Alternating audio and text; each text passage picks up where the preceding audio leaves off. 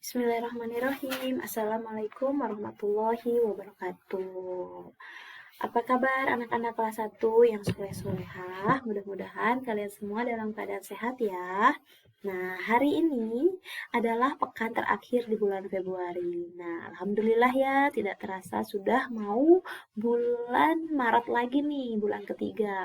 Nah, kita di minggu ini, di pekan ini, masih belajar di tema 6 ya, lingkungan bersih, sehat, dan asri.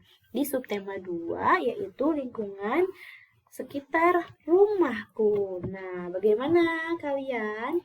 Di lingkungan rumah kalian, insya Allah bersih dan sehat ya. Nah, kalian juga pasti memiliki banyak tetangga. Nah, kalian juga pasti suka bermain bersama tetangganya ya. Nah, mereka pasti sangat baik dan ramah kepada kalian. Ingat, lingkungan rumah yang bersih dan bebas dari sampah itu menjadi tempat yang nyaman. Nah, kalian harus selalu menjaga kebersihan lingkungan ya, dan selalu bersyukur karena sudah bisa atau memiliki tempat tinggal di lingkungan yang bersih dan sehat. Karena tidak semua anak, tidak semua orang bisa memiliki tempat tinggal yang bersih dan sehat. Oke, kita lanjut ya. Nah, silahkan sambil Bu Fitri lanjut. Yang tadi belum tahu nih halaman berapa? Ini tadi di halaman 36 ya.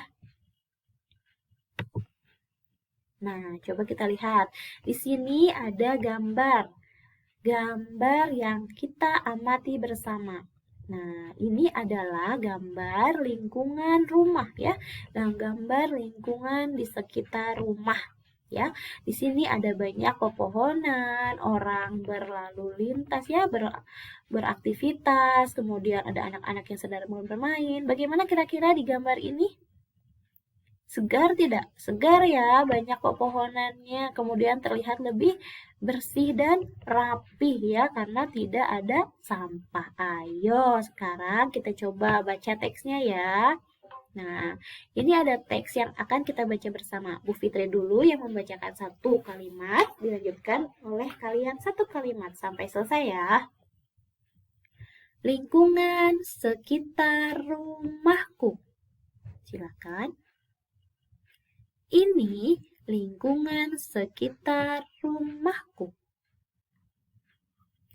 Rumah-rumah bersih dan rapi. Pohon rindang membuat udara sejuk. Tidak ada sampah berserakan. Orang-orang berjalan tertib. Kendaraan berjalan pelan. Anak-anak bermain dengan gembira. Mari kita menjaga lingkungan sekitar rumah kita. Nah, teks ini mirip banget ya, sama seperti gambar yang tadi kita amati. Bahwa di lingkungan sekitar rumah ini ada pepohonan yang rindang yang membuat udara menjadi sejuk. Kemudian saking bersihnya tidak ada sampah yang berserakan. Nah, membuat orang jadi nyaman ya untuk beraktivitas di luar rumah. Orang-orang juga berjalannya dengan tertib ya. Ditambah lagi kendaraan-kendaraan itu berjalannya pelan-pelan sehingga anak-anak bermainnya lebih aman dan nyaman. Mereka bermain dengan gembira. Nah, di teks yang tadi kita baca ada satu kalimat ajakan. Masih ingat kalimat ajakan?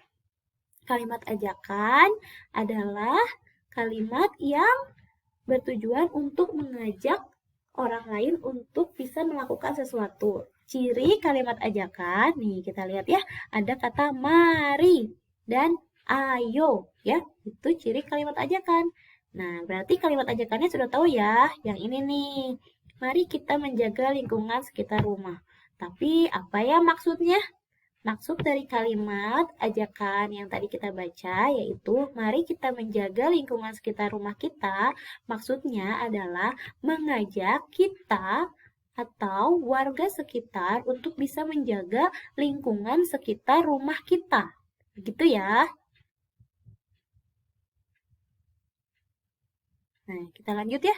Di sini ada dua gambar yang mencerminkan kegiatan yang eh, ada di sekitar rumah kita. Nah, untuk menjaga kebersihan di lingkungan sekitar rumah kita, biasanya warga sekitar, ayah, ibu kalian ya, mengikuti kegiatan namanya kerja bakti. Ayo, siapa yang sudah pernah mengikuti kegiatan kerja bakti di sekitar rumahnya? Nah, kegiatan kerja bakti itu dilakukan dengan cara bergotong royong, dengan bekerja sama ya. Nah, bekerja sama ini adalah kegiatan yang menyenangkan karena dengan bekerja sama kegiatannya menjadi lebih menyenangkan sudah pasti. Kemudian jadi cepat selesai. Kalau pekerjaannya banyak jadi cepat selesai. Kemudian selain cepat selesai, pekerjaannya juga menjadi terasa lebih ringan ya, tidak berat karena dilakukannya bersama-sama. Nah, ini ada dua gambar nih. Gambar pertama yaitu Udin, Siti, dan Beni. Oke, kita baca kalimat yang tepat untuk gambar ini apa ya? Udin, Beni seharusnya ya, bukan Lani, dan Siti bekerja sama memungut botol minuman bekas ya.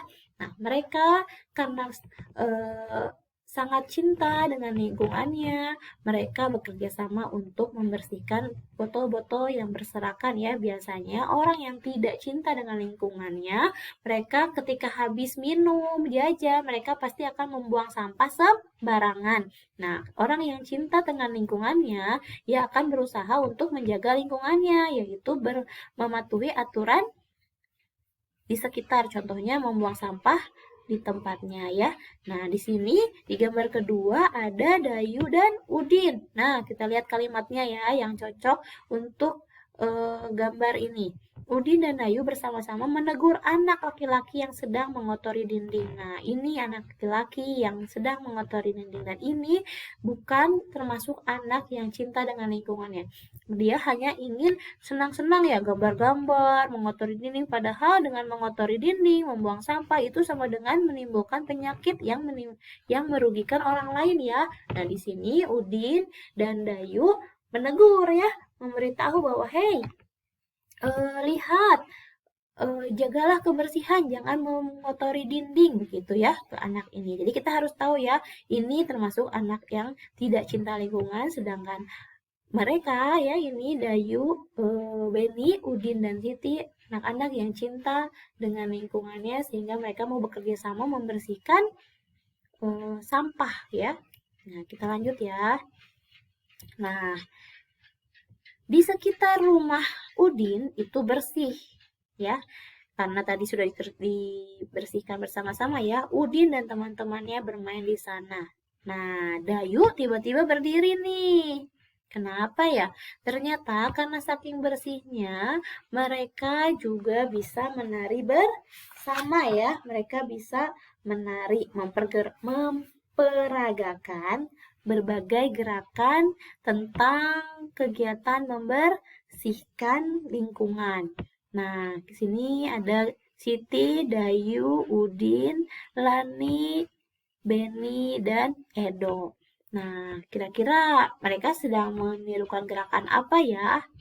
Nah, di sini ada Siti yang sedang menirukan gerakan menyapu. Nah, kalian sambil boleh memperagakan bagaimana kalau gerakan menyapu. Yang suka membantu ibunya pasti tahu nih.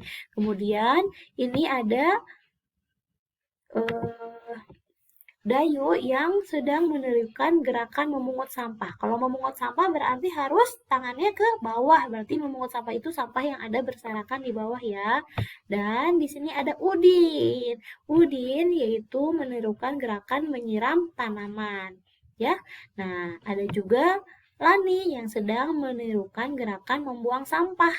Nah, dan di sini ada Beni dan Edo adalah yang sedang menirukan gerakan memetik dahan kering ya, kok kering, dan Edo yang sedang menirukan gerakan memetik ranting. Nah, coba nanti kalian bisa tidak menirukan gerakan-gerakan yang sudah dicontohkan oleh Udin dan teman-temannya.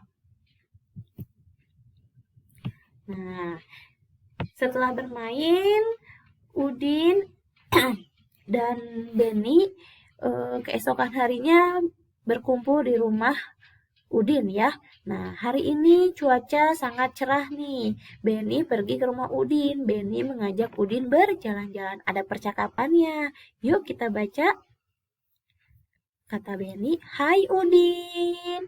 "Hai Beni." "Mari masuk Beni." "Terima kasih Udin. Apa yang sedang kamu lakukan?" Sapa Beni kepada Udin. Kata Udin, "Aku baru saja selesai menyiram pohon. Ayo lihat pohonku ini."